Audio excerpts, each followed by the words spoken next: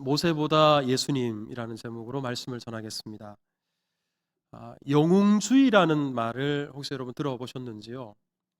영어로는 헤로이즘이라고 하는데, 큰 업적을 남겼거나 타인을 위해서 희생한 사람을 추켜 세우는 것을 보통 영웅주의다 그렇게 말을 합니다.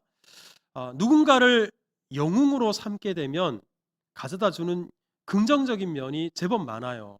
가령 이순신 장군이나 아니면 유관순 열사 같은 분들을 영웅으로 생각할 때 우리 마음속에 애국심이 고취가 되죠. 손흥민 선수나 김연아 선수 같은 국가적인 스포츠 스타, 이런 사람들을 영웅으로 생각할 때 우리 자녀들의 마음속에 꿈이 자랍니다. 꿈이 싹트기 시작하죠. 수류탄을 자기 몸으로 덮어서 부하들을 구하고 자기를 희생했던 강제구 소령과 같은 이런 분들의 영웅적 스토리는 타인을 위한 희생의 고귀함을 우리에게 일깨워 줍니다.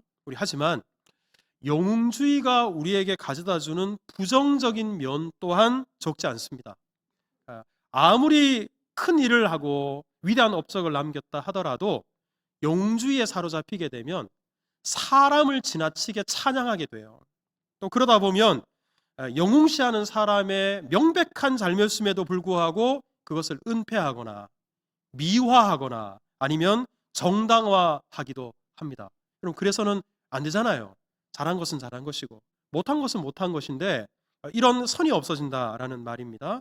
우리 또한 독재자의 경우에는 이 영웅주의를 가지고 선동의 도구로 사용하기도 하고요. 자기를 우상화하고 또 신격화하는 도구로 사용하기도 합니다. 이런 북한의 김일성이 우리 3부자가 우상화 작업을 하잖아요. 이게 다 영웅주의고요. 성경 속에 보면 스스로 태양신이라고 말했던 이집트의 바로왕이나 아니면 황제 숭배를 강요했던 로마 황제, 이 모두가 다 영웅주의의 산물입니다. 자, 그런데 저는 이 영웅에 대해서 좀 이런 생각을 좀 하면 좋겠어요. 우리 미국의 제3함대 초대 사령관이었던 윌리엄 홀시라는 분이 있는데 이분입니다. 네, 이분이 좀 거친 말도 많이 했는데요. 한번 저를 한번 따라서 해보실까요? 세상에 위대한 사람은 없다. 평범한 인물들의 위대한 도전이 있을 뿐이다. 참 와닿지 않습니까? 세상에 위대한 사람, 특별한 사람은 없다. 평범한 사람, 보통 사람들이 위대한 일에 도전하는 것뿐이다. 우리 특별하지 않더라도 그 위대한 일에 귀하게 쓰임받는 우리 하나님의 선한 도구들이 다 될 수 있기를 주님의 이름으로 축복합니다. 그런데 우리가 지금 지난주부터 히브리서 말씀을 같이 나누고 있잖아요. 히브리서는 유대인들을 위해서 쓰여진 편지인데, 그렇다면 유대인들에게 있어서 최고의 영웅이 있다면 어떤 사람일까? 유대인들이 생각하기에 영웅 중에 영웅이 있다면 누구일까? 여러분, 누구라고 생각하십니까? 눈치가 조금이라도 있는 분들은 오늘 설교 제목을 보면서 모세라고 답할 겁니다. 정말 모세는 영웅 중에 영웅이에요. 유대인들에게 있어서. 누가 모세를 이렇게 소개했어요. 성경에서 모세만큼 흥미로우면서 교훈적인 사람은 아무도 없다. 근데 곱씹어 보면 고개가 끄덕여집니다. 왜냐 그러면 성경 안에는 분명히 흥미롭기는 한데 교훈적이지 못한 사람들이 많아요. 또 대단히 교훈적인데 별로 재미가 없어요. 별로 흥미가 없는 사람들도 제법 많습니다. 하지만 모세는 흥미로운 삶에 있어서도 교훈적인 삶에 있어서도 독보적입니다. 우리 먼저 모세의 삶이 얼마나 흥미로웠는지는 여러분도 아마 잘 아실 거라고 생각을 합니다. 유아기 때 이스라엘 사람들이 애굽 땅 이집트에 포로 생활을 했잖아요. 그때 우리 애굽이 유대인 산하 제한 정책을 펼쳤습니다. 그래서 갈대 상자에 모세가 담겨서 나일강에 떠내려가고 있다가 이게 사실상 죽은 몸이잖아요. 목숨이잖아요. 그런데 마침 애굽의 공주가 목욕하러 왔다가 그 갈대 상자 안에 있는 모세를 발견하고 자기 궁궐로 데려가서 모세가 죽어야 되는데 오히려 애굽의 왕실에서 왕자가 됩니다. 장성에서는 자기가 히브리 사람이라는 것을 알고 왕실에서의 모든 영화를 포기하고 소수민족에 불과한 이스라엘 사람들의 지도자가 되기로 자기의 삶을 헌신합니다. 그럼 대단히 흥미롭지 않습니까? 모세를 통해서 행하신 하나님의 일들, 하나님의 기적들 또한 대단히 흥미로운데요. 하나님께서는 모세를 부르실 때 호렙산에서 가시떨기 나무에 불로 임하셨어요. 분명히 불은 타고 있는데 나무는 그대로예요. 그 가시떨기 나무에서 하나님께서 말씀하십니다. 모세야, 모세야, 내 발에 신을 벗어라. 여러분, 이렇게 극적으로 만나주신 사람 드물어요. 모세가 이렇게 하나님을 만나고, 모세를 통해서 하나님께서는 강대국이었던 이집트에 10가지 재앙을, 정말 초자연적인 기적을 일으키십니다. 뿐만 아니라 홍해 바다를 둘러 가르셨고요, 반석에서 물을 내셨고요, 모세가 손을 들어 기도하면 전쟁에서 이기고 손을 내리면 지는 대단히 놀라운 기적을 모세를 통해서 행하셨습니다. 그런데 이런 것만 해도 모세는 대단히 흥미롭고 위대한 사람인데, 유대인들이 모세를 영웅시하는 결정적인 이유가 있어요. 그것은 바로 모세를 통해서 율법이 자기들에게 전해졌기 때문에 그렇습니다. 여러분, 이스라엘 사람들에게 있어서 율법은 그 자체로 자기들의 정체성이고요, 자기들의 자부심이었고요, 그리고 자기들의 생명과도 똑같은 것입니다. 그런데 그 율법을 모세가 하나님께 받았어요. 모세가 기록했어요. 모세가 전해주었어요. 모세가 가르쳤어요. 그러니까 여러분, 이 율법, 목숨과 같은 율법을 모세라는 사람이 전해주었기 때문에 모세는 둘도 없는 영웅이었던 겁니다. 그래서 우리 성경을 읽어보면 율법이라는 단어가 나올 때 반드시 그 앞에 따라 나오는 단어, 짝을 이루는 단어가 있어요. 바로 모세예요. 여호수아 8장 32절에 보면 보세요. 여호수아가 거기서 누가 기록한 율법을? 모세가 기록했다. 그냥 율법이라고 그래도 되잖아요. 근데 모세가 기록했다 그래요. 느헤미야 10장 29절에도 보면 하나님의 종 누구를 통해서 율법을 주셨다고요? 모세를 통해 율법을 주셨다. 여러분, 이것은 예수님도 마찬가지여서 요한복음 7장 19절을 보면 예수님이 이렇게 말씀하십니다. 모세가 너희에게 율법을 주지 아니하였느냐. 예수님께서도 율법을 모세가 주었다라고 말씀하셨고, 사도 바울도 고린도전서 9장 9절에 보면 모세의 율법이라 그랬어요. 그러니까 율법하면 언제나 모세가 짝을 이루고 따라 다녔습니다. 여러분, 이렇게 목숨과 같은 율법을 모세가 전해주었기 때문에 유대인들은 모세를 영웅 중에 영웅이라고 생각했고, 모세 사랑이 특별하고 남달랐습니다. 요한복음 9장 28절에 보면 유대인들이 모세를 어느 정도로 생각했나? 우리는 누구의 제자라고요? 모세의 제자라고. 아니, 모세가 수천 년 전의 사람이에요. 그런데도 자기들은 모세를 따르는, 모세의 가르침대로 살아가는 모세의 제자들이다. 모세의 제자라고 자기들을 소개할 정도였고요. 사도행전 6장 11절에 보면 하나님을 모독하는 것과 모세를 모독하는 것을 동일 선상에 놓고 이야기를 했어요. 그 정도로 모세를 특별하게 생각했습니다. 심지어 사도행전 15장 21절을 보면 보세요.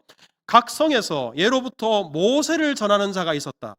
이것은 회당에서 율법을 가르친 것을 가리키는데, 율법을 가르쳤다고 하지 않고 누구를 전했다고요? 모세를 전했다. 그 정도로 말할 정도로 우리 모세를 특별하게 생각했고 영웅시했다는 겁니다.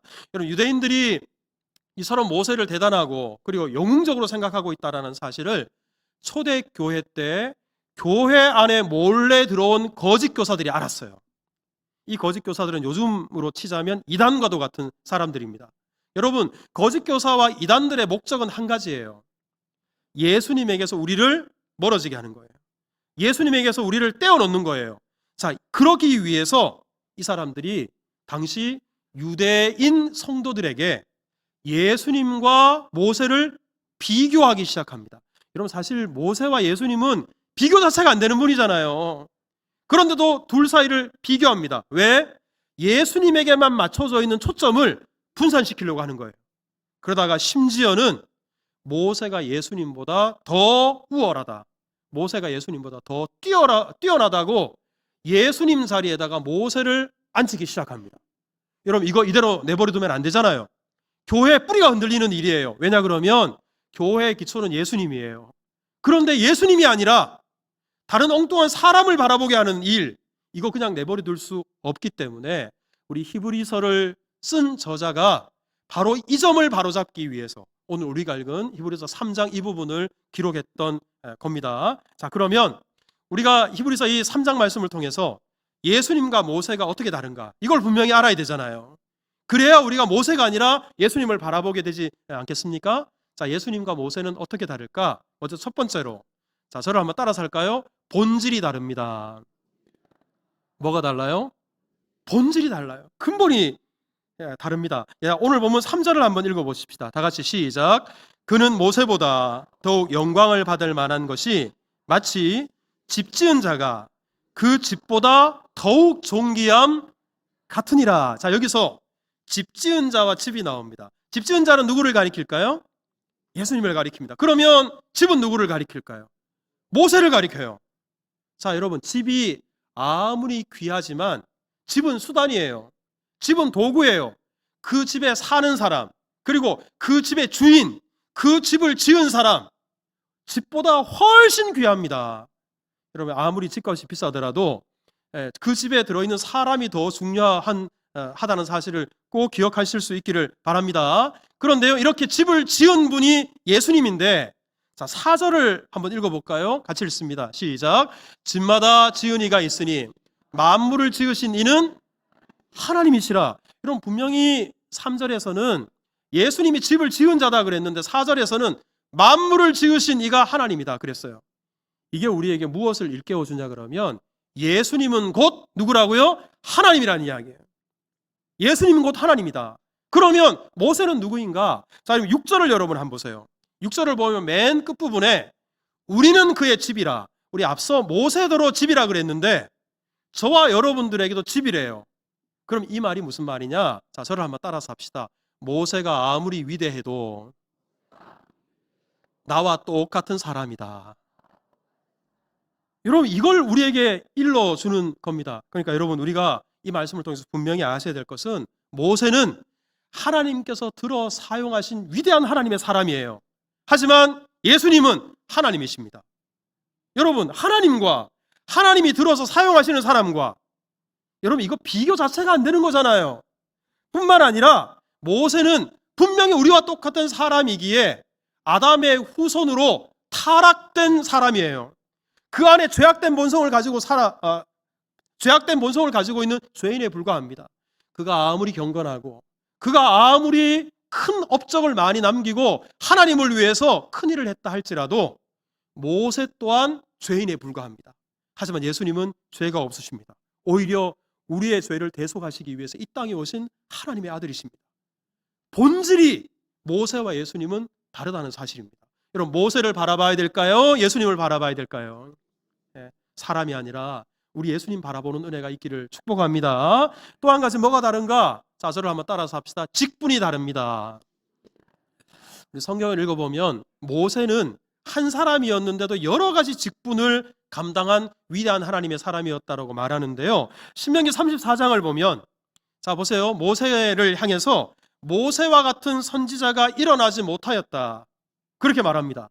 그러니까 우리 모세가 선지자였는데, 그런데 모세 이후에 이 땅에 온 선지자들 중에 모세만한 선지자가 없었다. 그러니까 모세는 선지자 중에 선지자였고 가장 위대한 선지자였다라고 성경이 증언하고 있는 겁니다. 자, 그러면 우리 예수님께서도 이 땅에 선지자로 오셨잖아요. 그럼 예수님과 모세를 한번 비교해 보십시다. 자, 여러분, 선지자가 뭐 하는 사람이에요?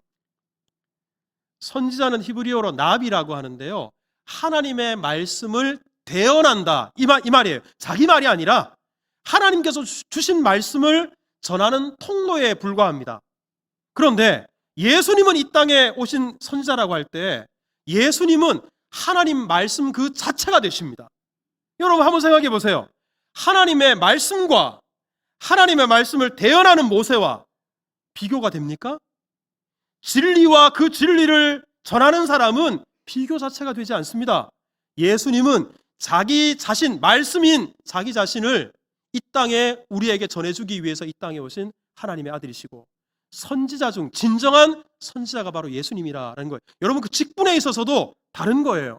자, 신명기 33장에 보면 모세를 왕이라고 이야기를 합니다. 우리 33장 5절을 한번 보세요. 여수론에 왕이 있었다. 네, 여러분 여기 여수룬이라는 말이 히브리어로 우리 아이들한테 아이고 내 새끼, 아이고 내 강아지 그러잖아요. 여수룬이라는 말이 대단히 사랑스러운 자녀들을 향해서 붙이는 애칭 같은 그런 말인데 우리 이스라엘을 가리키는 말이에요. 근데 이 여수룬에 왕이 있었다. 누구를 가리키냐면 다름 아니라 모세를 가리켜요. 그러니까 모세가 공식적인 왕은 아니었지만 광야 40년 동안에 200만이 넘는 이스라엘 백성들을 인도했어요. 지도했어요. 왕과 같이 그들을 다스렸어요. 모세가 분명히 그 어떤 왕과 비교해도 손색이 없는 위대한 왕의 역할을 감당했던 지도자였습니다. 그러면 우리 예수님께서도 이 땅에 왕으로 오셨는데 예수님과 모세가 과연 비교될 만한가? 요한계시록 17장 14절에 보면 어린 양은, 즉 예수님을 가리키죠.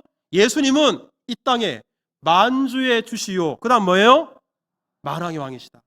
모세가 아무리 위대한 사람이라 할지라도 모세는 공식적으로 왕도 아니었어요. 하지만 우리 예수님은 만왕의 왕이시다.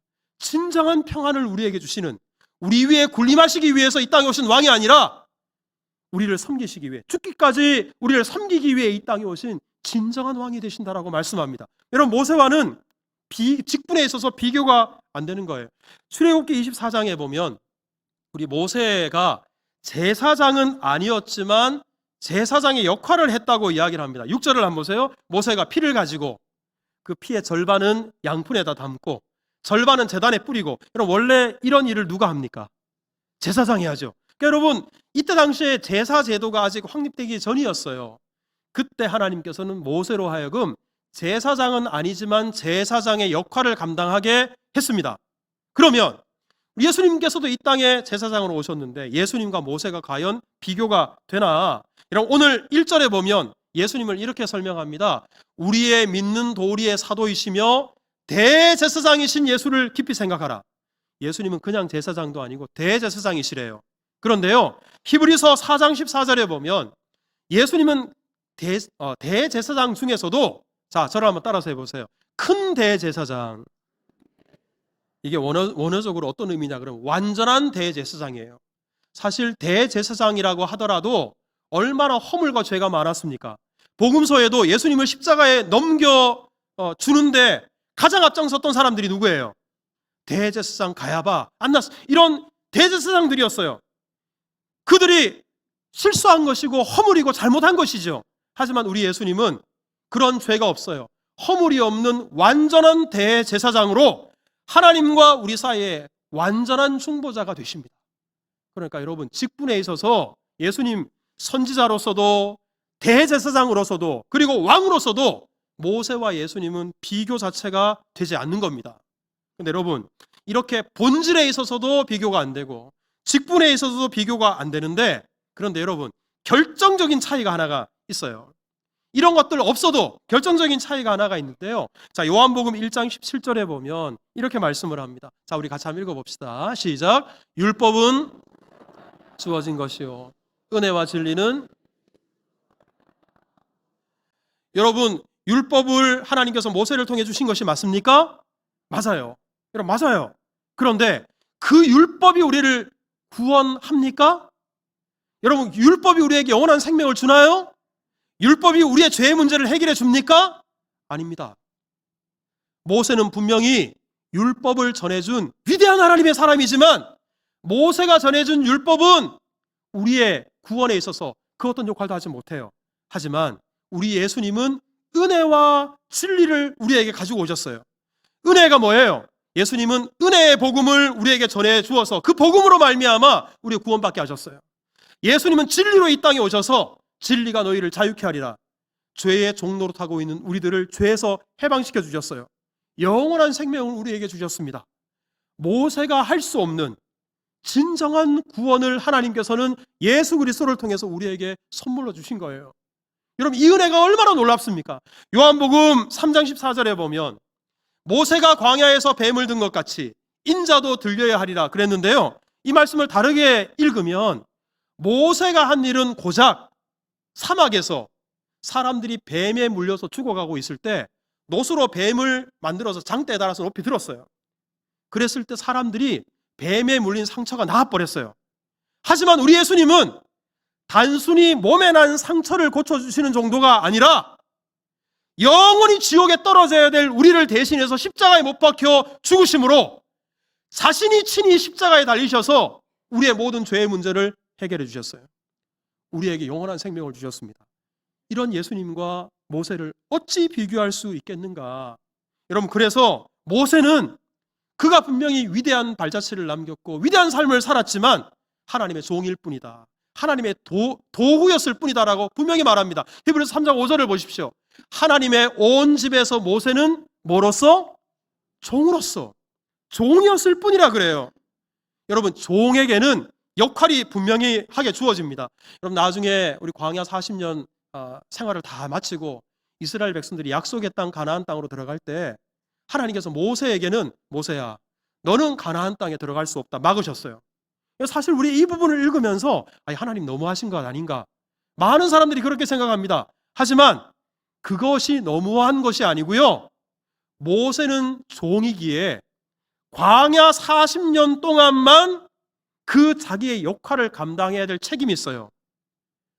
더 이상 모세가 가나안 땅에 들어가지 않은 이유가 그것입니다. 또한 모세가 광야에서 죽어요.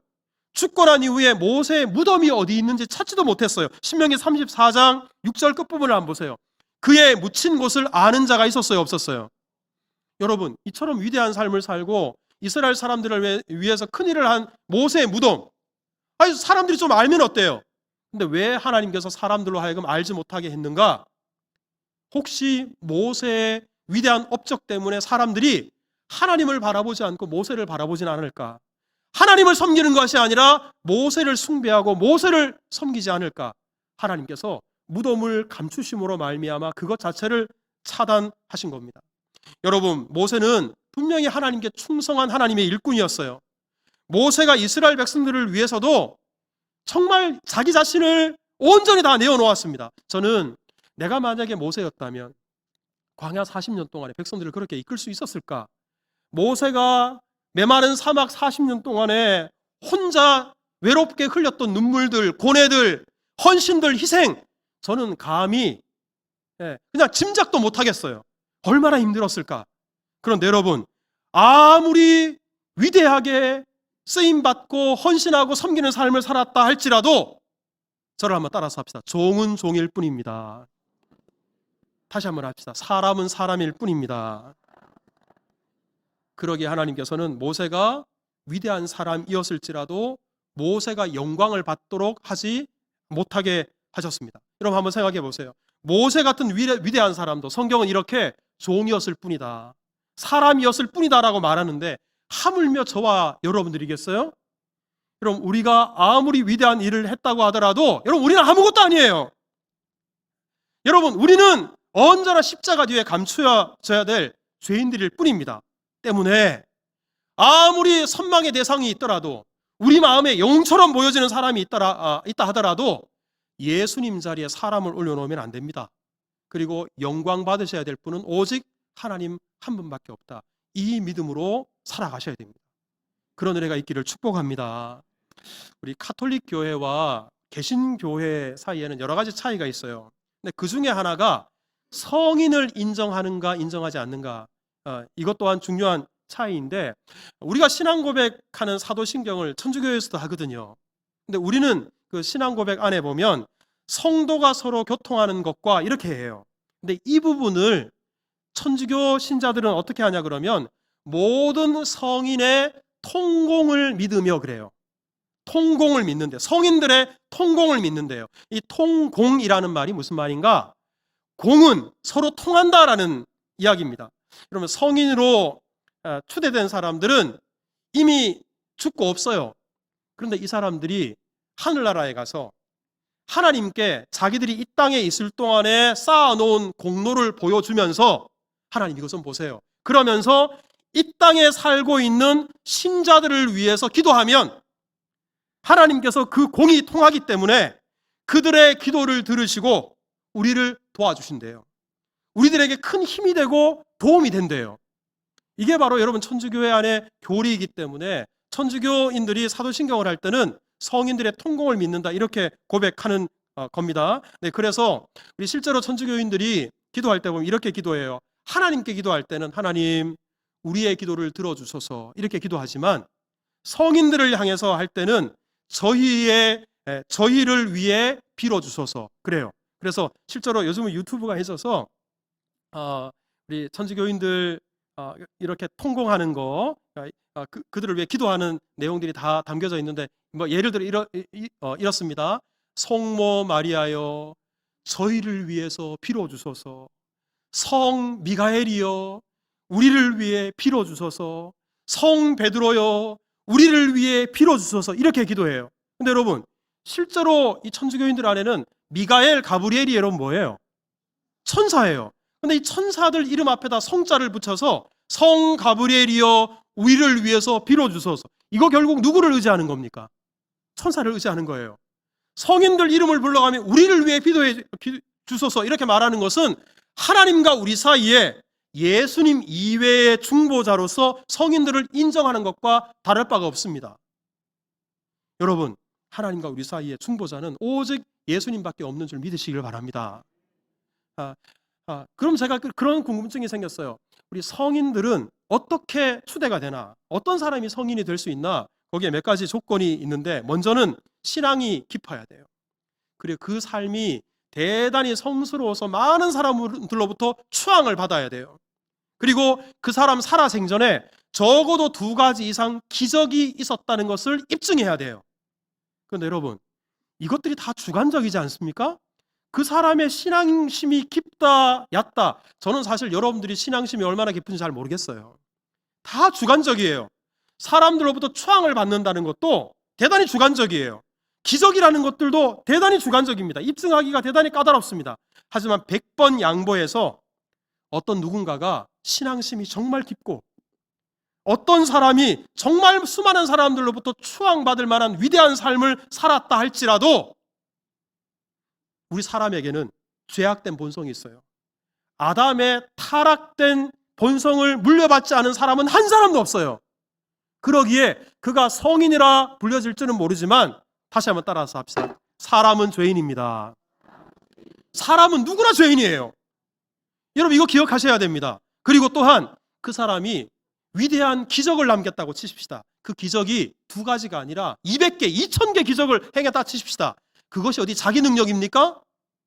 하나님께서 하나님의 어떤 뜻을 이루시기 위해서 사람을 통해서 기적을 행하셨다고 하면 영광을 하나님께 돌려야지 어찌 그것이 그 사람 개인의 공로가 될 수 있겠습니까?